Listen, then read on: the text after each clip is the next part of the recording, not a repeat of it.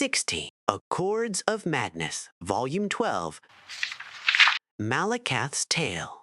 In the days before the Orsinium's founding, the spurned orc folk were subjected to ostracism and persecutions even more numerous and harsh than their progeny are accustomed to in our own age. So it was that many champions of the Orsimer traveled, enforcing what borders they could for the proliferation of their own people.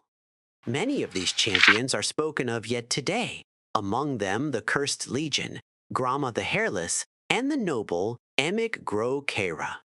This latter crusader would have certainly risen to legendary status throughout Tamriel, had he not been subject to the attention of certain Daedric princes. Emig Gro Kera was the bastard son of a young maiden who was killed in childbirth. He was raised by the shaman of his tribe, the Grillikamog, in the peaks of what we now call Normar Heights. Late in his 15th year, Emig forged by hand an ornate suit of scaled armor, a rite of ascension among his tribe. On a blustery day, he pounded the final rivet, and draping a heavy cloak over the bulky mantle, Emig set out from his village for the last time. Word of his exploits always returned home, whether defending merchant caravans from brigands or liberating enslaved beast folk.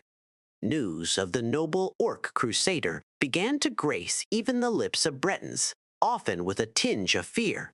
Less than 2 years after ascending to maturity, Gro Kyra was making camp when a thin voice called out from the thickening night. He was surprised to hear the language of his people spoken by a tongue that obviously did not belong to an orc.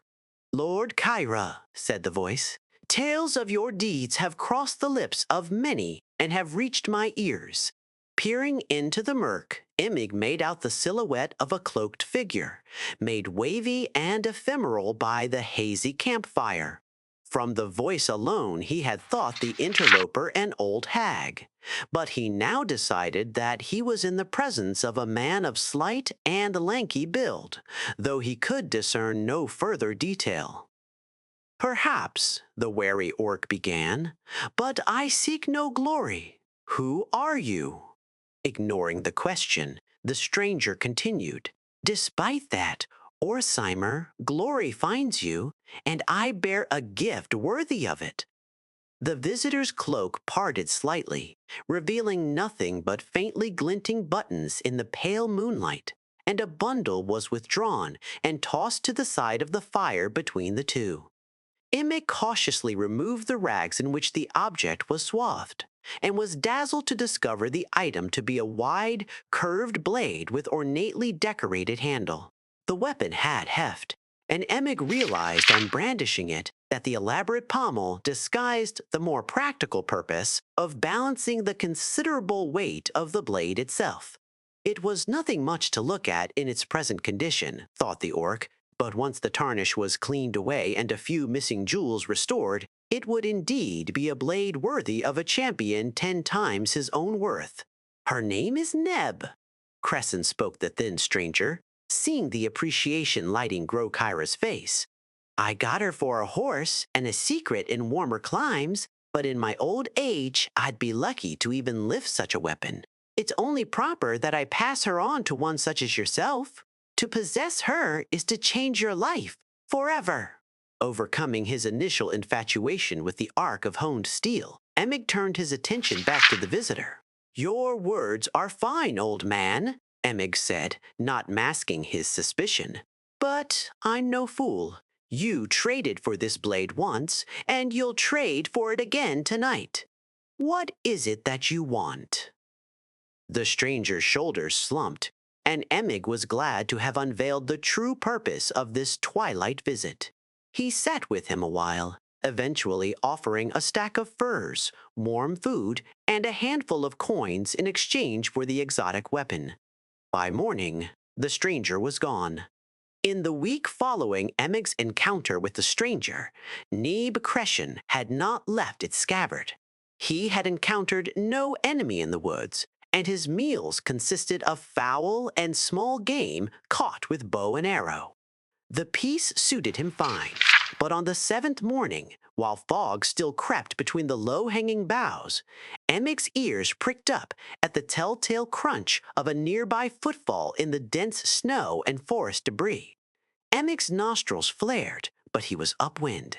Being unable to see or smell his guest, and knowing that the breeze carried his scent in that direction, Emig's guard was up, and he cautiously drew Neb Crescent from its sheath. Emig himself was not entirely sure of all that happened next. The first moment of conscious memory in Emig Grokera's mind after drawing Ned Crescent was the image of the curved blade sweeping through the air in front of him, spattering blood over the virginal powder coating the forest floor. The second memory was a feeling of frenzied bloodlust creeping over him, but it was then that he saw for the first time his victim, an orc woman, perhaps a few years younger than himself, her body a canvas of grisly wounds, enough to kill a strong man 10 times over.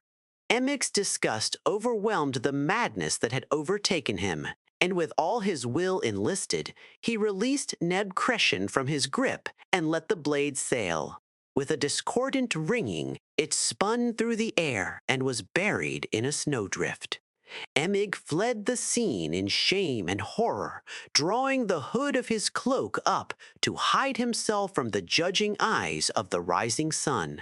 The scene where Emig Grokera had murdered one of his own kind was a macabre one. Below the neck, the body was flayed and mutilated almost beyond recognition, but the untouched face was frozen in a permanent expression of abject terror. It was here that Sheogorath performed certain rites that summoned Malakath, and the two Daedric lords held court in the presence of the disfigured corpse. "Why show me this, mad one?" began Malakath, once he recovered from his initial wordless outrage. "Do you take such pleasure in watching me grieve the murder of my children?" His guttural voice rumbled, and the patron of the Orismer looked upon his counterpart with accusing eyes. "By birth, she was yours, brother outcast," began Sheogorath, solemn in aspect and demeanor. "But she was a daughter of mine by her own habits. My mourning here is no less than your own, my outrage no less great." "I am not so sure," grumbled Malakath, "but rest assured that vengeance for this crime is mine to reap. I expect no contest from you. Stand aside." As the fearsome prince began to push past him, Lord Sheogorath spoke again. "I have no intention of standing between you and vengeance. In fact, I mean to help you. I have servants in this wilderness and can tell you just where to find our mutual foe. I ask only that you use a weapon of my choosing. Wound the criminal with my blade, and banish him to my plane, where I can exact my own punishment. The rights of honor-killing here belong to you." With that, Malakath agreed, took the wide blade from Sheogorath, and was gone. Malakath materialized in the path of the murderer, the cloaked figure obscured through a blizzard haze. Bellowing a curse so foul as to wilt the surrounding trees, the blade was drawn, and Malakath crossed the distance more quickly than a wild fox. Frothing with rage, he swung the blade in a smooth arc which lopped the head of his foe cleanly off, then plunged the blade up to its hilt in his chest, choking off the spurts of blood into a steady, growing stain of red, bubbling from beneath the scaled armor and heavy cloak. Panting from the unexpected immediacy and fury of his own kill, Malakath rested on a knee as the body before him collapsed heavily backwards, and the head landed roughly upon a broad, flat stone. The next sound broke the silence like a bolt. I'm sorry," sputtered the voice of Emig. "Grokera." Malakath's eyes went wide as he looked upon the severed head, seeping blood from its wound, but somehow kept alive. Its eyes wavered about wildly, trying to focus on the aspect of Malakath before it. The once proud eyes of the champion were choked with tears of grief, pain, and confused recognition. To his horror, Malakath recognized only now that the man he had killed was not only one of his Orismer children, but very literally a son he had blessed an orc maiden with years hence.